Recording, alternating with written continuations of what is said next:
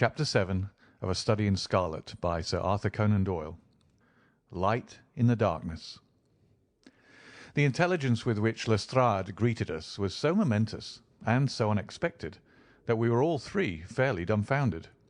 Gregson sprang out of his chair and upset the remainder of his whisky and water. I stared in silence at Sherlock Holmes, whose lips were compressed and his brows drawn down over his eyes. "Stangerson too," he muttered. "The plot thickens." "It was quite thick enough before," grumbled Lestrade, taking a chair. "I seem to have dropped into a sort of council of war." Are you sure of this piece of intelligence?" stammered Gregson. "I've just come from his room," said Lestrade. "I was the first to discover what had occurred." "We have been hearing Gregson's view of the matter," Holmes observed.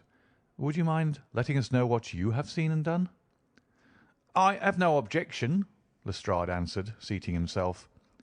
"I freely confess that I was of the opinion that Stangerson was concerned in the death of Drebber. This fresh development has shown me that I was completely mistaken. Full of the one idea, I set myself to find out what had become of the secretary. They had been seen together at Euston Station about 8:30 on the evening of the 3rd. At 2 in the morning, Drebber had been found in the Brixton Road. The question which confronted me was to find out how Stangerson had been employed between 8:30 and the time of the crime, and what had become of him afterwards. I telegraphed to Liverpool, giving a description of the man and warning them to keep a watch upon the American boats. I then set to work calling upon all the hotels and lodging-houses in the vicinity of Euston. You see, I argued that if Drebber and his companion had become separated, the natural course for the latter would be to put up somewhere in the vicinity for the night, and then to hang about the station again next morning." "They would be likely to agree on some meeting place beforehand," remarked Holmes. "So it proved. I spent the whole of yesterday evening in making inquiries entirely without avail. This morning I began very early, and at 8 o'clock I reached Halliday's private hotel in Little George Street.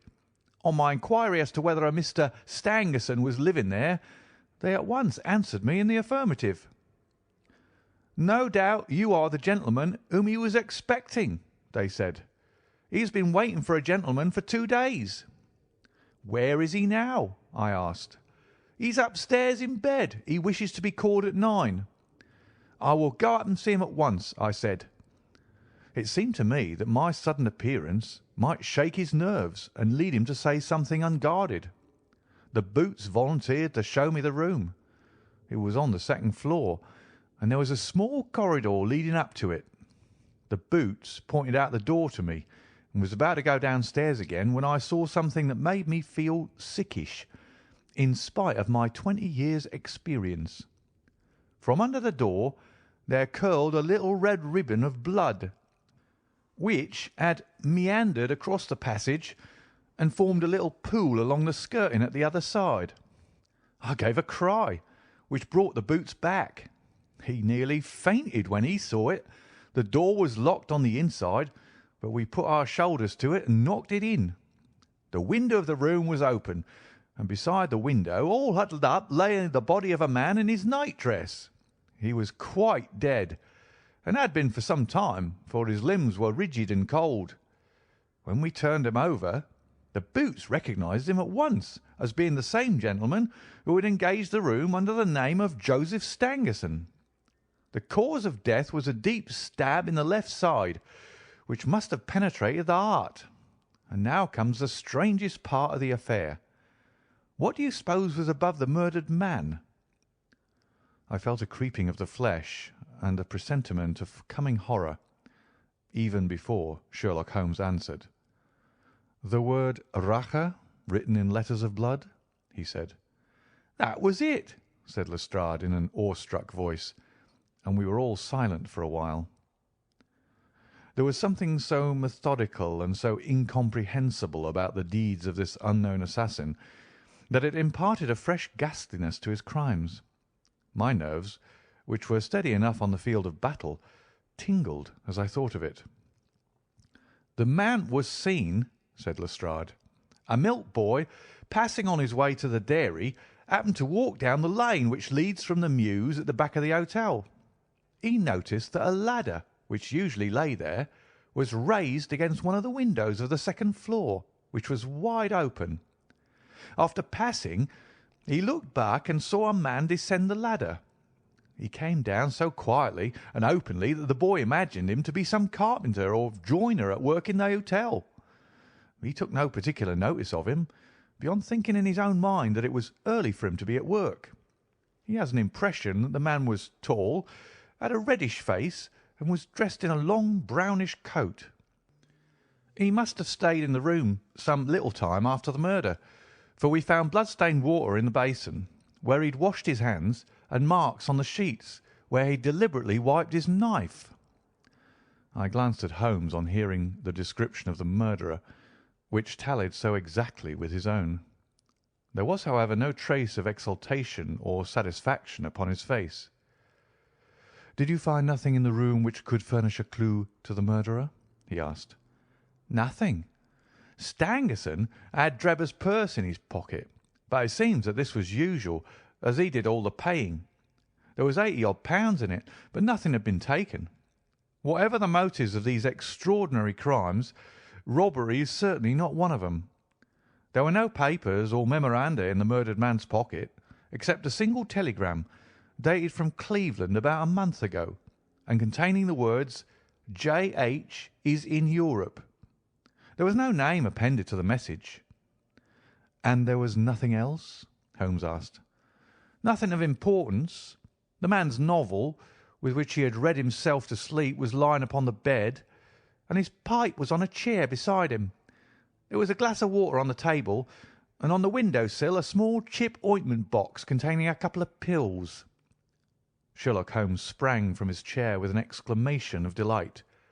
"The last link!" he cried exultantly. "My case is complete." The two detectives stared at him in amazement. "I have now in my hands," my companion said confidently, "all the threads which have formed such a tangle. There are, of course, details to be filled in, but I am as certain of all the main facts from the time that Drebber parted from Stangerson at the station up to the discovery of the body of the latter, as if I had seen them with my own eyes. I will give you a proof of my knowledge. Could you lay your hand upon those pills?" "I have them," said Lestrade, producing a small white box. "I took 'em and the purse and the telegram, intending to have 'em put in a place of safety at the police station. It was the merest chance my taking those pills, for I am bound to say that I do not attach any importance to them." "Give them here," said Holmes. "Now, Doctor," turning to me, "are those ordinary pills?" They certainly were not. They were of a pearly grey colour, small, round, and almost transparent against the light. "From their lightness and transparency, I should imagine that they are soluble in water," I remarked. "Precisely so," answered Holmes. "Now, would you mind going down and fetching that poor little devil of a terrier which has been bad so long, and which the landlady wanted you to put out of its pain yesterday?" I went downstairs and carried the dog upstairs in my arms. Its laboured breathing and glazing eye showed that it was not far from its end. Indeed, its snow-white muzzle proclaimed that it had already exceeded the usual term of canine existence. I placed it upon a cushion on the rug. "I will now cut one of these pills in two," said Holmes, and drawing his penknife, he suited the action to the word. "One half we return into the box for future purposes. The other half I will place in this wine-glass, in which is a teaspoonful of water. You perceive that our friend, the doctor, is right, and that it readily dissolves." "This may be very interesting," said Lestrade in the injured tone of one who suspects that he is being laughed at. "I cannot see, however, what it has to do with the death of Mr. Joseph Stangerson." "Patience, my friend, patience. You will find in time that it has everything to do with it. I shall now add a little milk to make the mixture palatable, and on presenting it to the dog we find that he laps it up readily enough." As he spoke, he turned the contents of the wine-glass into a saucer and placed it in front of the terrier, who speedily licked it dry. Sherlock Holmes' earnest demeanour had so far convinced us that we all sat in silence, watching the animal intently, and expecting some startling effect. None such appeared, however. The dog continued to lie stretched upon the cushion, breathing in a laboured way, but apparently neither the better nor the worse for its draught. Holmes had taken out his watch, and as minute followed minute without result, an expression of the utmost chagrin and disappointment appeared upon his features. He gnawed his lip, drummed his fingers upon the table, and showed every other symptom of acute impatience. So great was his emotion that I felt sincerely sorry for him, while the two detectives smiled derisively, by no means displeased at this check which he had met. "It can't be a coincidence," he cried at last, springing from his chair and pacing wildly up and down the room. "It is impossible that it should be a mere coincidence.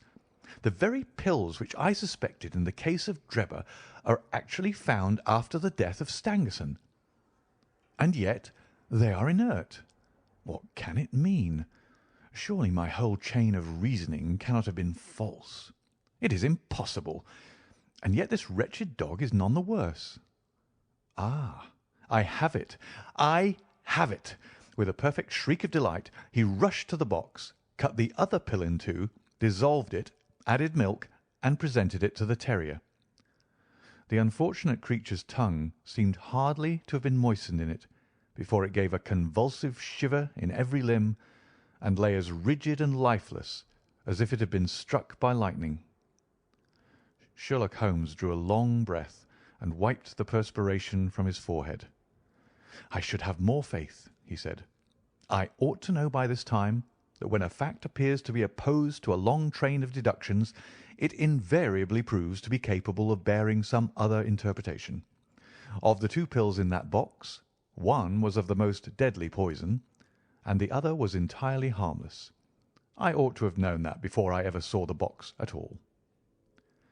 This last statement appeared to me to be so startling that I could hardly believe that he was in his sober senses. There was the dead dog, however, to prove that his conjectures had been correct. It seemed to me that the mists in my own mind were gradually clearing away, and I began to have a dim, vague perception of the truth. "All this seems strange to you," continued Holmes, "because you failed at the beginning of the inquiry to grasp the importance of the single real clue which was presented to you. I had the good fortune to seize upon that, and everything which has occurred since then has served to confirm my original supposition, and, indeed, was the logical sequence of it. Hence, things which have perplexed you and made the case more obscure have served to enlighten me and to strengthen my conclusions. It is a mistake to confound strangeness with mystery. The most commonplace crime is often the most mysterious, because it presents no new or special features from which deductions may be drawn. This murder would have been infinitely more difficult to unravel had the body of the victim been simply found lying in the roadway, without any of these outrés and sensational accompaniments which have rendered it remarkable. These strange details, far from making the case more difficult, have really had the effect of making it less so." Mr. Gregson, who had listened to this address with considerable impatience, could contain himself no longer. "Look here, Mr. Sherlock Holmes," he said, "we're all ready to acknowledge that you are a smart man, and you have your own methods of working. We want something more than theory and preaching now, though. It's a case of taking the man. I have made my case out, and it seems I was wrong. Young Charpentier could not have been engaged in this second affair. Lestrade went after his man, Stangerson, and it appears that he was wrong too. You've thrown out hints here and hints there, and seem to know more than we do. But the time has come when we feel that we have a right to ask you straight out how much you do know of the business. Can you name the man who did it?" "I cannot help feeling that Gregson is right, sir," remarked Lestrade. "We have both tried, and we both failed. You have remarked more than once since I've been in the room that you had all the evidence which you require. Surely you will not withhold it any longer?" "Any delay in arresting the assassin," I observed, "might give him time to perpetrate some fresh atrocity." Thus pressed by us all, Holmes showed signs of irresolution. He continued to walk up and down the room with his head sunk on his chest and his brows drawn down, as was his habit when lost in thought. "There will be no more murders," he said at last, stopping abruptly and facing us. "You can put that consideration out of the question. You have asked me if I know the name of the assassin. I do. The mere knowing of his name is a small thing, however, compared with the power of laying our hands upon him. This I expect very shortly to do.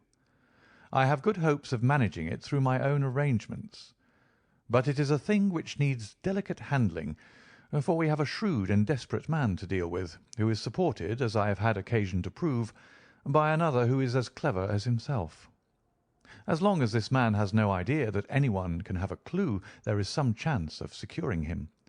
But if he had the slightest suspicion, he would change his name and vanish in an instant among the 4 million inhabitants of this great city. Without meaning to hurt either of your feelings, I am bound to say that I consider these men to be more than a match for the official force, and that is why I have not asked your assistance. If I fail, I shall of course incur all the blame due to this omission, but that I am prepared for. At present I am ready to promise that the instant that I can communicate with you without endangering my own combinations, I shall do so." Gregson and Lestrade seemed to be far from satisfied by this assurance, or by the depreciating allusion to the detective police. The former had flushed up to the roots of his flaxen hair, while the other's beady eyes glistened with curiosity and resentment. Neither of them had time to speak, however, before there was a tap at the door, and the spokesman of the street Arabs, young Wiggins, introduced his insignificant and unsavoury person. "Please, sir," he said, touching his forelock, "I have the cab downstairs." "Good boy," said Holmes blandly. "Why don't you introduce this pattern at Scotland Yard?" he continued, taking a pair of steel handcuffs from a drawer. "See how beautifully the spring works. They fasten in an instant." "The old pattern is good enough," remarked Lestrade, "if we can only find the man to put them on." Very good, said Holmes, smiling. "The cabman may as well help me with my boxes. Just ask him to step up, Wiggins." I was surprised to find my companion speaking as though he were about to set out on a journey, since he had not said anything to me about it. There was a small portmanteau in the room, and this he pulled out and began to strap. He was busily engaged at it when the cabman entered the room. "Just give me a help with this buckle, cabman," he said, kneeling over his task and never turning his head. The fellow came forward with a somewhat sullen, defiant air, and put down his hands to assist. At that instant there was a sharp click, the jangling of metal, and Sherlock Holmes sprang to his feet again. "Gentlemen," he cried with flashing eyes, "let me introduce you to Mr. Jefferson Hope, the murderer of Enoch Drebber and of Joseph Stangerson." The whole thing occurred in a moment, so quickly that I had no time to realize it. I have a vivid recollection of that instant, of Holmes's triumphant expression and the ring of his voice, of the cabman's dazed, savage face as he glared at the glittering handcuffs, which had appeared as if by magic upon his wrists. For a second or two we might have been a group of statues. Then, with an inarticulate roar of fury, the prisoner wrenched himself free from Holmes's grasp and hurled himself through the window. Woodwork and glass gave way before him, but before he got quite through, Gregson, Lestrade, and Holmes sprang upon him like so many staghounds. He was dragged back into the room, and then commenced a terrific conflict. So powerful and so fierce was he that the four of us were shaken off again and again. He appeared to have the convulsive strength of a man in an epileptic fit. His face and hands were terribly mangled by his passage through the glass, but loss of blood had no effect in diminishing his resistance. It was not until Lestrade succeeded in getting his hand inside his neckcloth and half strangling him that we made him realize that his struggles were of no avail, and even then we felt no security until we had pinioned his feet as well as his hands. That done, we rose to our feet breathless and panting. "We have his cab," said Sherlock Holmes. "It will serve to take him to Scotland Yard. And now, gentlemen," he continued with a pleasant smile, "we have reached the end of our little mystery. You are very welcome to put any questions that you like to me now, and there is no danger that I will refuse to answer them." End of Chapter 7 and Part 1.